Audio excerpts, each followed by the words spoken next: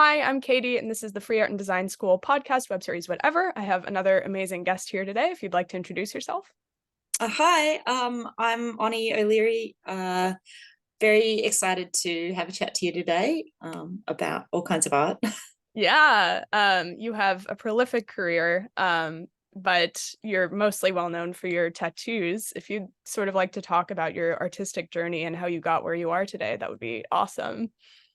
Yeah, I guess I started tattooing 12 years ago now, and kind of like very luckily sort of fell into it after I think I'd sort of shown some interest in the tattooing world prior, like back when I was at art school. Um, and things had never really fallen into place. And I got I was doing a life drawing class. I'll give you some like real backstory to it. So I got out of a really awful relationship and I was supposed to go overseas, but I'd been planning this big trip to Amsterdam. I'd been to the US. I'd been to Europe like a year prior, and I was like, fell in love with Amsterdam. Was like, I love this place. Like, I want to live here. And there was a girl at this coffee shop who's like, "Well, you're Australian. You can live here." I was like, "What do you mean?" She's like, "Well, you can get a working holiday visa. It's no problem for Australians." I was like, "Brilliant. Okay, well, I guess I'll just do that." So I went back to Australia and I was like saving up, and I met this guy, and he was a real asshole. We broke up. It was very traumatic. And I was like, okay, I don't think I'm actually ready to move overseas just yet. Like, I kind of need my family and friends around me while I sort of get over this. So suddenly, like, my whole year had opened up, and I was like, I don't know what I'm going to do with myself. And ran into a guy who used to be the barista at my uni. I went to Sydney College of the Arts, which is like the arts campus for University of Sydney. Mm. And he lived around the corner from me in this big warehouse with a bunch of friends. And they were all like artists and musicians and stuff. And they ran a life drawing class like once a week. So I was like, well, I'm just going to start going to this life drawing class and like get a bit more involved in the arts community around here and, make some more friends and that kind of thing. And at the first or second life drawing class that I went to, I sat next to this guy who like looked over at my sketchbook and was like, "Oh, these drawings would make really good tattoos." And I was like, "Thank you so much. I've always wanted to learn how to tattoo." And he's like, "Oh, well, I can teach you if you want." And I was like, "Oh my God, yes." And I think like at the time I was just really looking for something, and like tattooing got me. It like absolutely got me. I was obsessed. I got his number. I think I called him up like 2 days later and was like, "Hi, are you doing any tattooing today? Like, can I come round? Do you want me to bring anything? I'll bring stuff. What do you need me to bring?" He's like, not today, but like, yeah, tomorrow I can show you some stuff." I was like, "Great, I'm there." And then I was there. He worked at this other warehouse, and so I was there like pretty much every single day after that for like a whole year. And Mm. I'd actually hooked up with his flatmate the week before. Didn't realize I'd recognized him because he'd had him and his girlfriend. This guy's girlfriend went to the same high school as me. So I came downstairs after hooking up with this dude. I had to go to the metro to get the morning after pill. And the guy that I'd hooked up with was like, "Oh yeah, my flatmate will drive us." So I go downstairs. It's this chick I know from high school and her boyfriend. And then a week later, I see him at the drawing class. And then a couple of days later, I'm at this dude's house every single day. We had like a very nice like walk home and was kind of like, "Well, that was lovely, but not for me." Um and then was like, "Hey, I'll be at your house every day now." Oh Um, no. I ended up doing a few tattoos on him, and I heard recently through a client that he just got married, which is really lovely. Oh my God. Um, and the dude that taught me to tattoo, I'm actually cat sitting for him this week. We're still friends. It That's so just really, great. but yeah, so tattooing. God, it was like, I mean, I think it was like 3 weeks in, and this guy was like, "Oh, yeah, I'll let you tattoo an Om symbol on some hippie if you want." And I was like, "Oh, I don't know if I'm ready to take on the sacred craft of tattooing just yet." It's only been 3 weeks.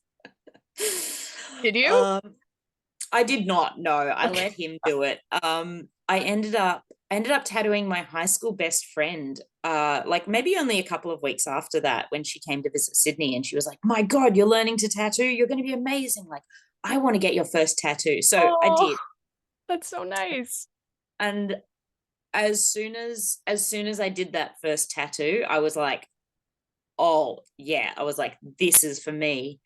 And I think partly partly what it was is that, like, I think, like, at the base of my, like, artistic practice, like, I'm a drafts person. Yeah. Drawing is really the core of all of it. And I I majored in painting at uni, and but I was really trying to translate drawings to big paintings. And I think it never quite worked. And, like, for my final project, I ended up doing a big collage of all my drawings, which was sort of like maybe a little bit closer. And I minored in printmaking, and they didn't give you very much freedom. I sort of wish that, like, I wish I wish I'd majored in printmaking, because I think then it really would have gotten its hooks into me.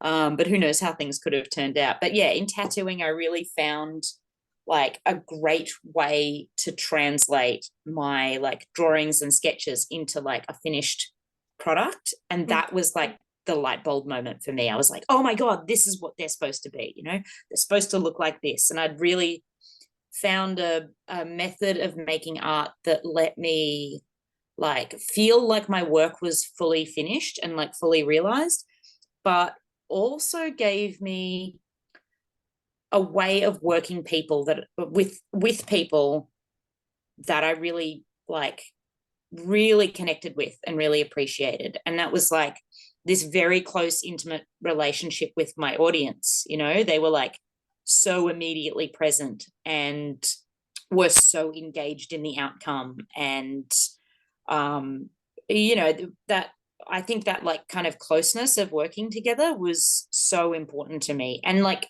continues to be. I think that's a really important part of my, like, my practice. I've got a solo show coming up called Erotic. I'm so And excited. I wish I could be there. I know, I would love that. Like, because there's so much of Aesthetic Union's work in there, which, like, I guess for the listeners, is how we met, through Aesthetic Union, and through James.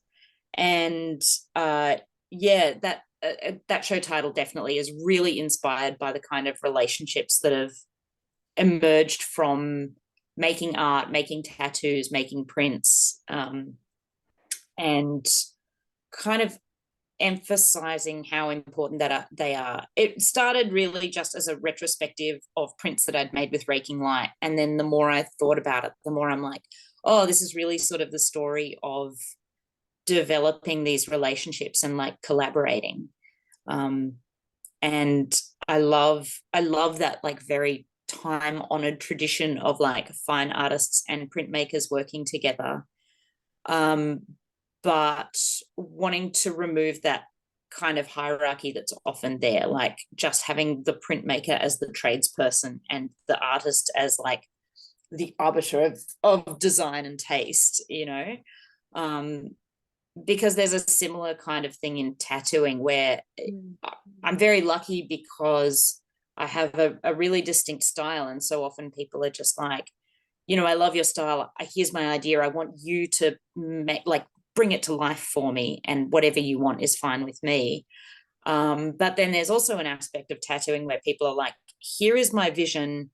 This is specifically how I want it. You just make it how I want it. And um, that, I think, probably a lot of printmakers would would, like, identify with, especially if you're just printing, like, wedding invitations, Yep. or yeah. You're like, is this golden yellow 467? I asked for golden yellow 468. I really want to ask you how your style came to be the way it is. I know you were talking a little bit recently on some of your inspirations and the witch that you were posting about. But maybe you could go a little bit into how you developed your style, because it is so unique and beautiful, and, like, there's nothing else out there like your artwork, really. Oh, thank you. I think there's sort of been a few factors ever since I was 17 and I agreed to illustrate an erotic comic for some friends of mine. And that was such a huge learning curve for me. I was like, I'd never sort of really done like a long format comic before. And so drawing the same characters like over and over again, God, that was really tough. I learned a lot about that. But style wise, so they gave me a huge stack of copies of Heavy Metal magazine, Hmm. which is the adult illustrated fantasy magazine.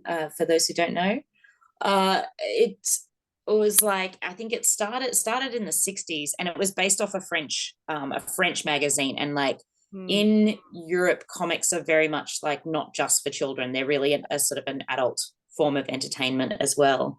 So, and a lot of them are like very sexual and very I just bought this one. I don't know if oh, you've heard of it, but it's an oh, Italian amazing. French one, and it's like I don't will get taken off YouTube if I show some of this stuff, but it's like I was reading about how like the division between high and low brow for comics in Europe is like a little more blurred because you can have an erotic comic and it's like a beautiful piece of artwork. And I think your work is like really obviously playing into those tropes. But I interrupted you.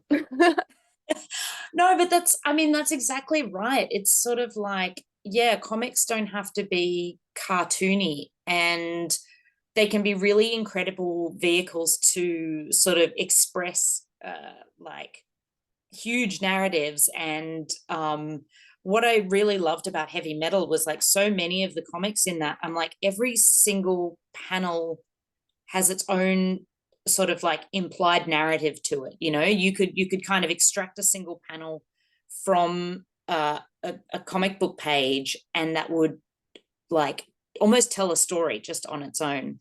And so, look, I think it's something that I'm still really working to be able to do in my own work. It's a little bit at odds because tattooing is often like so emblematic and so iconic, and you don't want to imply anything. You want to make it really direct what this tattoo is about. Like, it's a skull, it's about death, it's an anchor, it's about like ships. Or a swallow is about a journey, or a Right. cross is about religion. So I think that's something that I hope to achieve as I sort of continue to make art. But I mean, back to how I got my style. So a lot of the sort of techniques and coloring techniques that I use come from comic books. And I know that this was like before, so back when I was in the Netherlands. So I did eventually move to the Netherlands. After a year working with this guy, I moved to the Netherlands, but instead of originally just being a busker, which was my original plan, because you could get a busking license then for 50 euros for a year. And I was Hmm. like, I'll just draw postcards and sell those to tourists. That'll be great. Aw. So then I was like, well, I could go there and tattoo. Like, if I get good enough, I could make money from tattooing. So I was over there. I found an apprenticeship, and I was eventually at this like the Dutch ladies tattoo convention. And I went to buy some ink. It's notoriously hard. Like, there's no like art shops for tattooing. So when you buy supplies, it's all online. So it's really great if you're at a convention and you can look at the colors, Yeah. and pick those. And I've always been really attracted to color. So like, I think I bought, it was like a red, a soft pink, and this kind of like dirty pale yellow, Mm. and a sort of a deep royal blue. And I was like, God, these four colors together, I was like, this is perfect. And I had these like little flash pieces, and someone got one, and I was like, okay, well, I want to use all of these colors, but I only have a figure in the foreground and a background. Like, how am I going to do this? And I was like, oh, I'll just blend the three colors together, like the yellow, pink, and red. They'll go together. I'll blend those, and then I'll just do blue in the background. And And it it's a was funny, born. This it was beautiful born. style was born. It's a funny sort of like type of metric, but that was the first tattoo I did that got over 1,000 likes on Instagram. And this was like back in, I think, 2013, 2014. So it was like, early days, back when we still had chronological order. And this was like a big deal. I was like, oh yeah, I think I've really, really hit on something there. And then I sort of used that technique again. I did a tattoo based on like Watchmen, the Mhm. Alan Moore novel, and there's the scene of like the skeletons kissing and the huge explosion behind them. And I think I I was looking at the comic, and there was a similar kind of thing, like red in the foreground, red in the background. I was like, oh, maybe I can just use this solid color throughout. So, I mean, I was really taking techniques from comic books and from printing, and translating those to tattoos. And I think that, what I'm doing it's not new, but I just translated it into tattooing. Um, and I also remember seeing a big back piece, and I forget the artist who did it, but it had this huge sort of a geisha in the design, and she was like maybe about half the size of this guy's back, and they'd just done a beautiful fade through her kimono. And that, I was really like, it's possible to do these sort of fades on a large scale. So I just started incorporating that more and more into my work, and I got a really good response to it. People were really excited by it. And I had a discussion actually with some artists who came out for the Sydney Tattoo Convention from the US. So one of them's from the Bay Area, actually, Freddie Corbin. He owns Temple Tattoo. But through chatting to those guys, sometimes it's not until you hear someone else's response to your work that you're like, oh, these are the kind of important parts of it, or like this is what people are really picking up on. So I would say like external feedback is really important. And they're kind of emphasizing, I guess, just how different and unique this style is in tattooing. And so in my recent work, I've kind of been trying to return to those kind of like very like classic Onnie elements in my work. I think when I started at my current job, I work with like almost all traditional Mm, tattooers. got it. And um, I want to sort of pick up on those techniques, but I think also not lose too much of what makes my style unique. Like I think I'd like to delve into that a little bit more in future, and yeah, sort of explore those kind of like Oni elements of style. Maybe I need to make a style guide or something You for myself. should. You should do like a printed manual or retrospective manual with the show. Like, I'm sure you're Like, thinking about all of these things all the time now. oh my God, the show preparations are I'm just like working from morning to night now. I just got the catalog essay back from a really good friend of mine who's an amazing writer. And it Mm. was like so beautiful. And they made some like really incredible comparisons and amazing like observations about my work that I was like, oh, yes, they really get it. I need a copy. I'm wondering Yeah, if you could talk I'll about send you. yes. You've talked about like the aesthetic of your tattoos. I'm wondering if you could talk about the more sort of political social element of them that makes your work so wonderful and maybe also so contentious against the algorithm. Yeah, the algorithm's my old arch nemesis. And I think that, I mean, very much, the sort of the content and stuff, again, very much inspired by sort of like heavy metal comics, with the erotic content. It's it's been an interesting one. I think I've always been very interested in sex. Like I grew up in a quite religious household where sex was not discussed. And I think that creates a real fascination. Yeah. Um, But I mean, it's really hard to say what's nature and nurture. I'm like, maybe I just always would have been obsessed with sex, no matter where or how I grew up.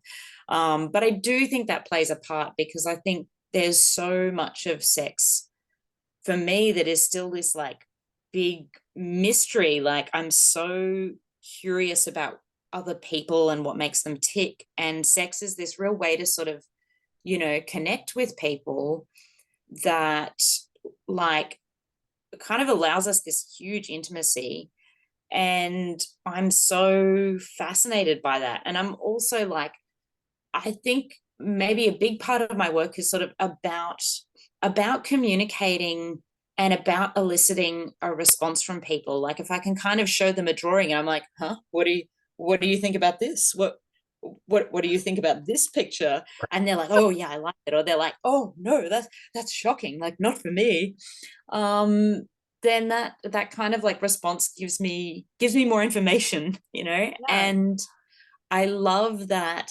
I mean, I absolutely love that I get these clients who are like so kinky and have their own sort of like wild lives. And they're like, I saw your work, I wanted a piece from you. And then we get to spend like 6 hours together chatting about like whatever sex parties they've been to, or like, the time that they had sex in a car park in the rain. It kind of gives me access to so much more information from other people, and allows me to sort of connect with them in a really authentic, natural way. And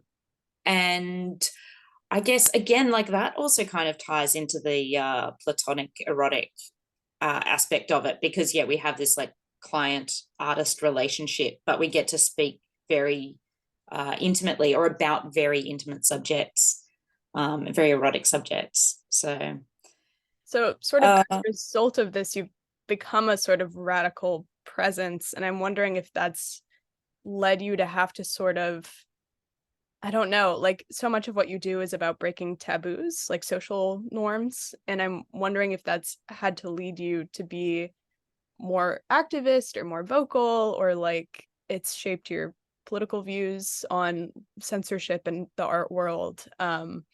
And maybe you have like thoughts on that you could share. yeah, I mean, it seems so normal to me. And I got, my mom, I mean, I guess as well as being a Christian, like, she's also a feminist. And so I got past a lot of feminist literature growing up. And I think something that really shocked me was that this concept of women being inherently sexual is so recent. Yeah. Um, and obviously it's so deeply untrue. And so, I think work about women expressing their sexuality like doesn't seem like it would be contentious to me. I'm like, it's simply my experience. um and yet, yeah, of course, like, you get pushback on it, and it's like, well, what like, what do you mean? Like, how is this something I now suddenly have to advocate for or defend as an idea? And I mean, I think I've always been a fairly outspoken person, and not afraid on many occasions to speak up. And I think I almost just didn't expect it. But yeah, I'm like in my mid 30s now. And so I grew up at a time, during the 90s and the early 2000s, when I was in my sort of formative teenage years, when the ideal female body presented in the media was extremely thin. And it was really the smaller the better, and diet culture had such a chokehold on us because of this. And there was just not the kind of like representation of different body types that we have today. I still remember seeing the first like quote unquote fat model in an advertisement in public and being so taken aback by it. It was so shocking. And I uh, I worry in some ways now, like, about how um, sort of forward thinking my work is, because times have changed so much, and so much for the better. But especially when I was a much younger woman, my work really stood in opposition to what was considered like beautiful or sexually attractive or even just socially acceptable. Yeah. You know, a woman with like rolls or any amount of body fat was like, that was like groundbreaking activism at the time, because because people just weren't used to seeing that presented as attractive. And um as a woman with like body fat and rolls, seeing those kind of comics, it keeps coming back to the comics, but there was such a variety of body types represented there, and it was the first time that I felt represented Mm.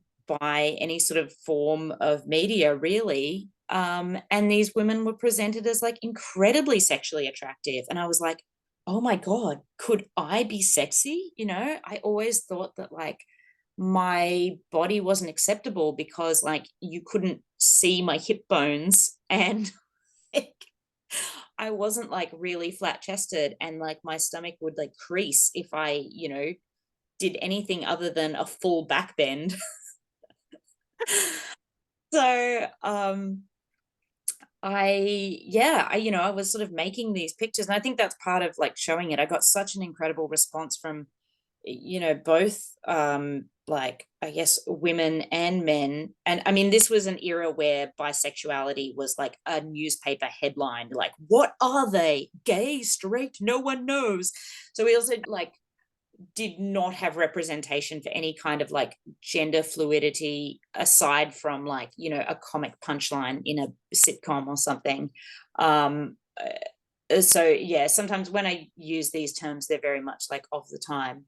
Mm. But all kinds of people would respond so positively to the work, and that was hugely encouraging. And so yes, I think it's less sort of like politically punchy these days, because thank God we have better representation now. And we understand that like just doing the special K diet will not make you look like Kate Moss. Like if you have one body type, like that is not going to change just by eating less.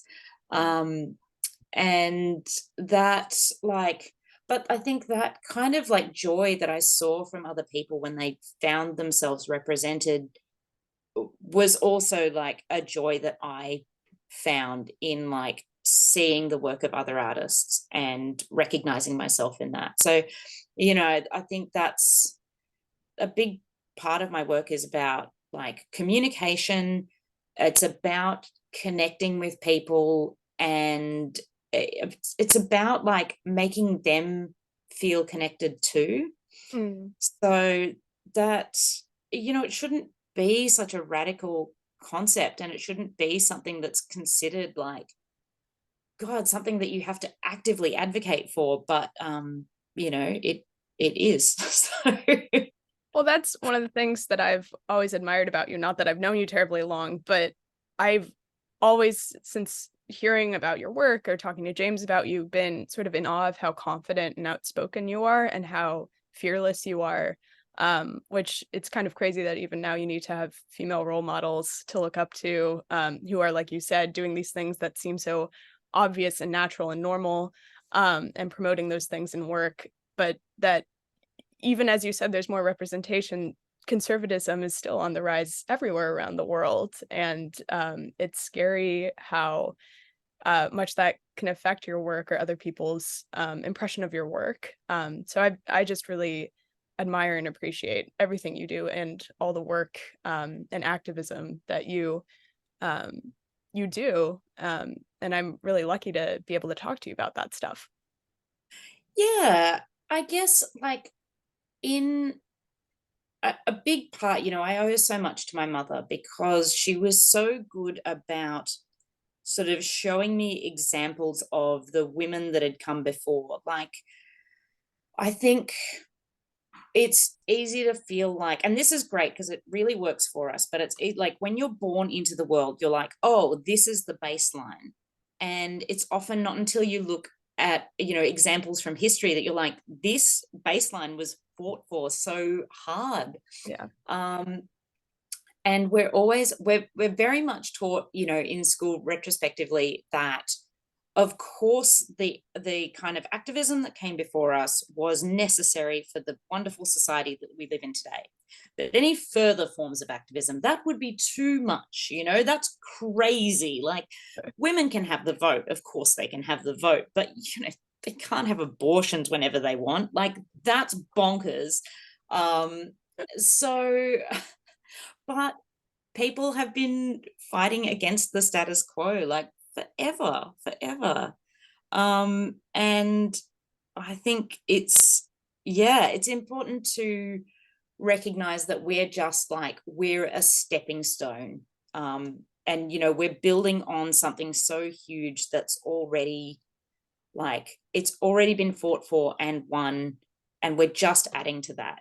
Activism can be exhausting. It's exhausting to rail against something.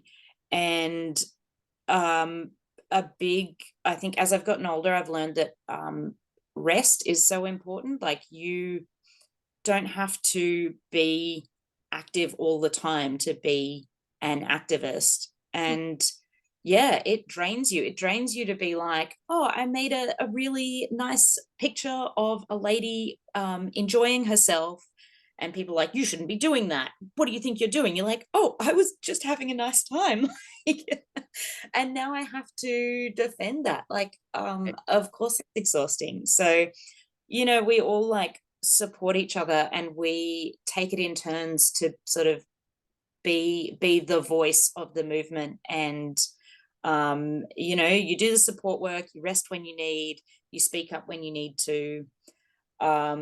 Really recognize that the ability to speak up is such a privilege, and it comes from having a supportive community and having safety. And that is really something that I don't take lightly. I'm very fortunate to kind of have the following for my work that I do, because that really lends power to my voice when I speak up for things. And I so appreciate that. I think that if I can inspire other people to do the same, if my work inspires people to feel more confident and safe within themselves, like, that's amazing. And I was having this conversation with a colleague of mine yesterday where he's like, you can't make change. I'm like, oh, you absolutely can. You um absolutely can, for sure. that's it. Yeah, but we all have that power. Like, we don't necessarily know when we're inspiring someone. Mm. Like, your baseline, like, for someone else is aspirational, and you're like, oh, I'm just humming along, and they're like, incredible how you can do that. So, like, you often, I think, don't know the power of your own voice. And maybe you'll never know, but I think we all inspire people, like, in different ways. And that's I think that's the important part. It's not just one person fighting for, like, equal rights. It's all of us together. Like, that's what makes the movement. I think that's a really wonderful place to end this. Unfortunately, we only have a minute left. So I really wanted to thank you for being here. I feel like we only scratched the surface of all these things I could ask you. But congratulations on your show. I can't wait to read the essay about your work and just see everything you've accomplished. You're amazing, and you certainly have inspired me to be more confident and be more myself. So thank you for being here. Oh, I'm so glad. I mean, I know we've only got a minute. I remember our first conversation, and you were already talking about artists, especially female artists, that really inspired you and had, like, such a history of activism. So it's kind of like, I feel like, yeah, you've already got your path, you know what you're doing. Thank you so much for like having me and on the podcast. It's been really lovely to speak to you. Thanks. And yeah, I miss I'll you send you. so much. I want to come see you. Please do, please do. I've been trying to get James out here for ages. We'll do it. We'll bully him. Yeah, I'll be back next year as well, I hope. Like that's my plan. Oh my So God.